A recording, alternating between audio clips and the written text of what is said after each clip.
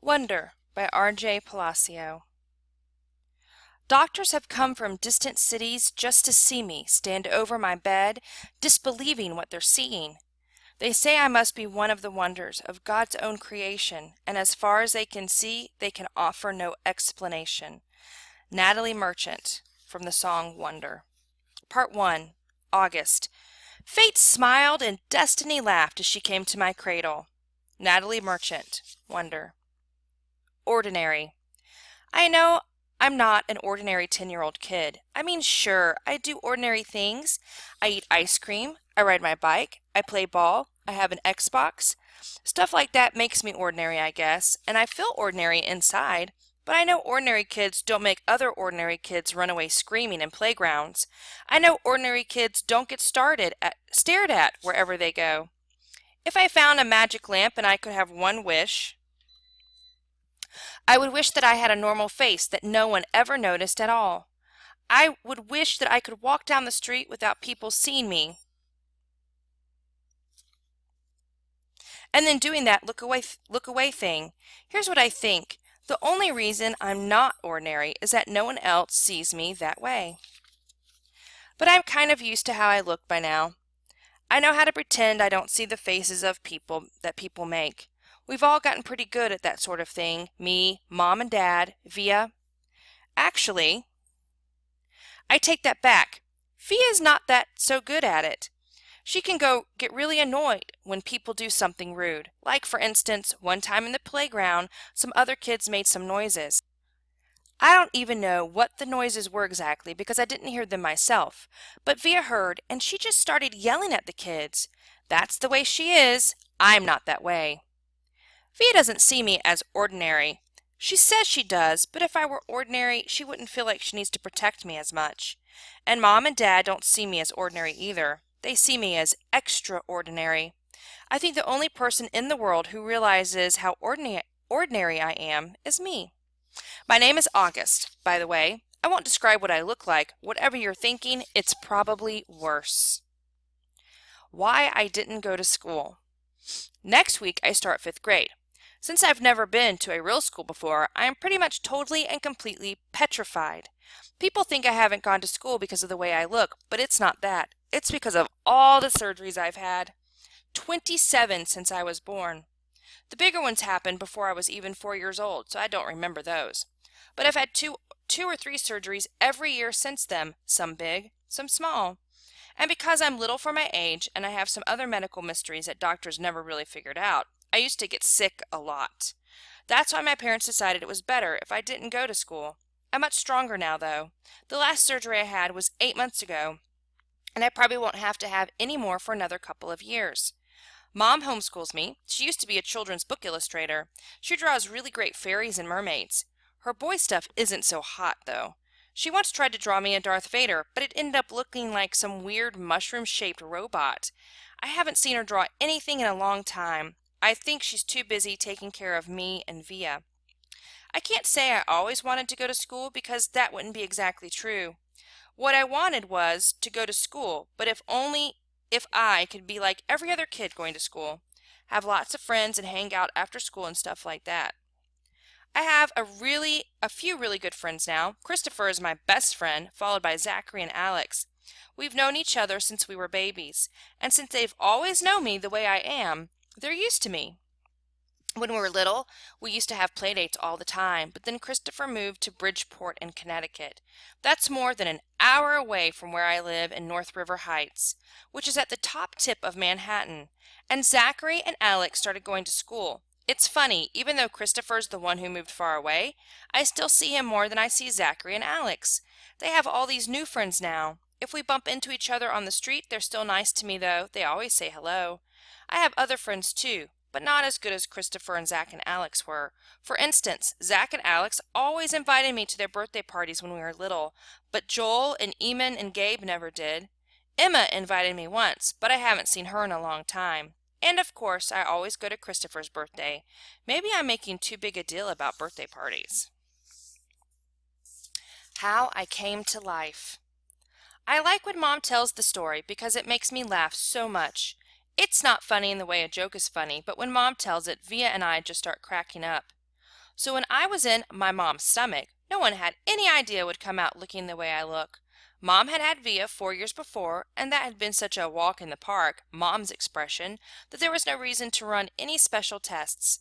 About 2 months before I was born, the doctors realized there was something wrong with my face, but they didn't think it was going to be bad. They told Mom and Dad I had a cleft palate and some other stuff going on. They called it small anomalies. There were 2 nurses in the delivery room the night I was born. One was very nice and sweet.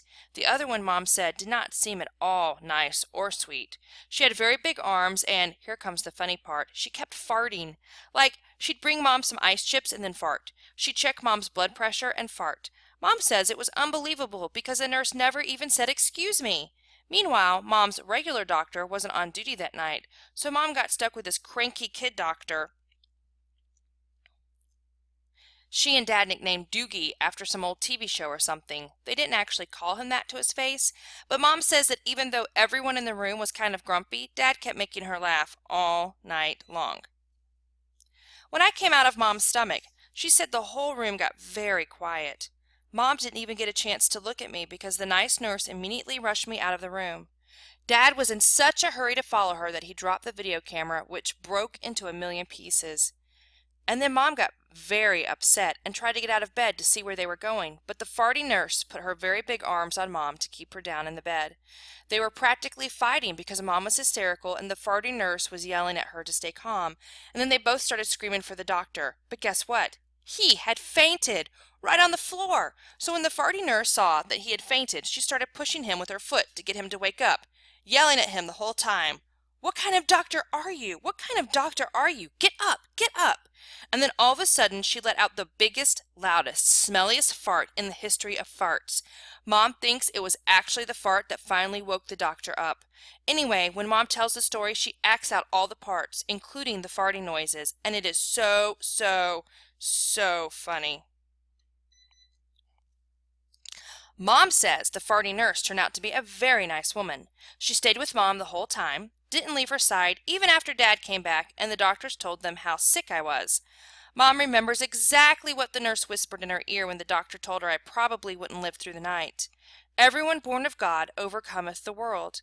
And the next day, after I had lived through the night, it was that nurse who held Mom's hand when they brought her to meet me for the first time.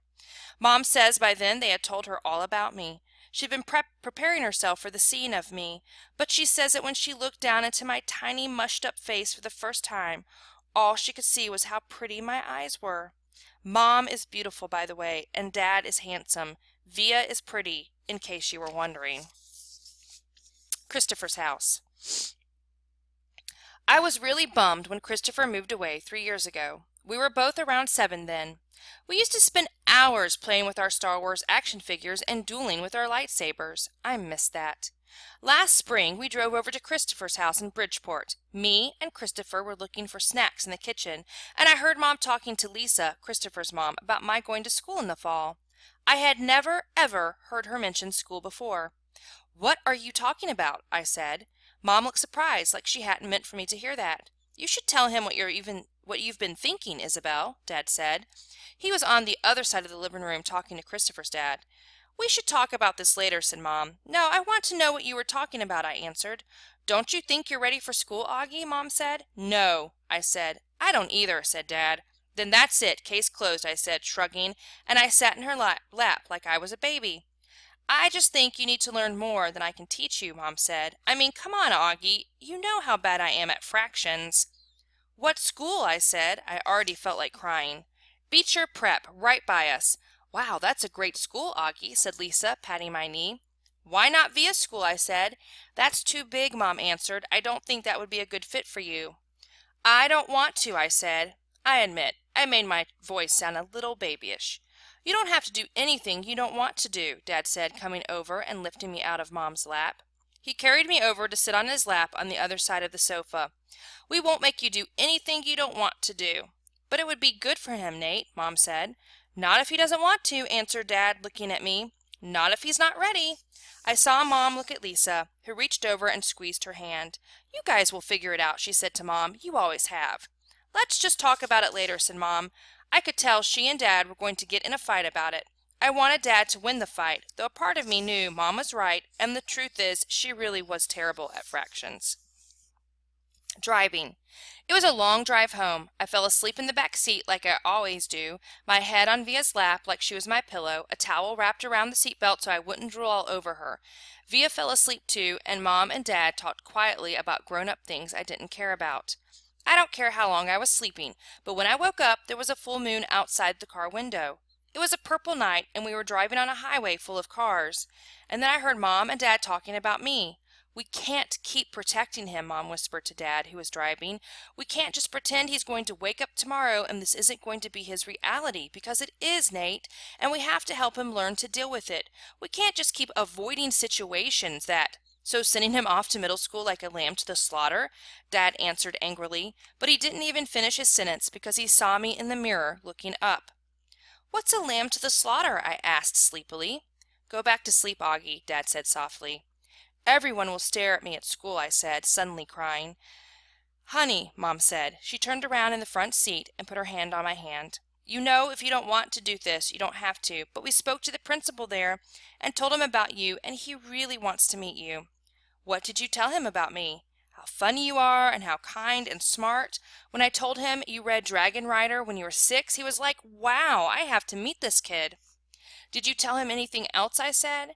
Mom smiled at me. Her smile kind of hugged me. "I told him about all your surgeries and how brave you are," she said. "So he knows what I look like?" I asked. "Well, we brought pictures from last summer in Montauk," Dad said.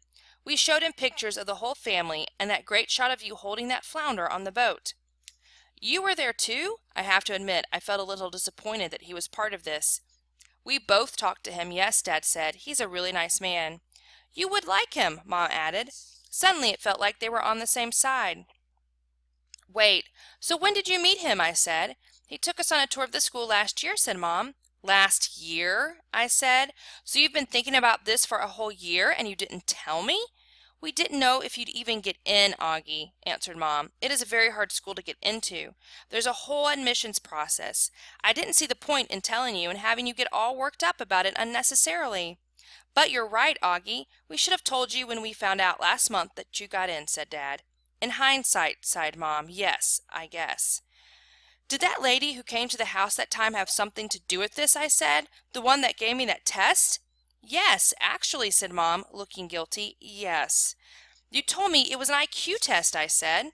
"I know. Well, that was a white lie," she answered. "It was a test you needed to take to get into the school.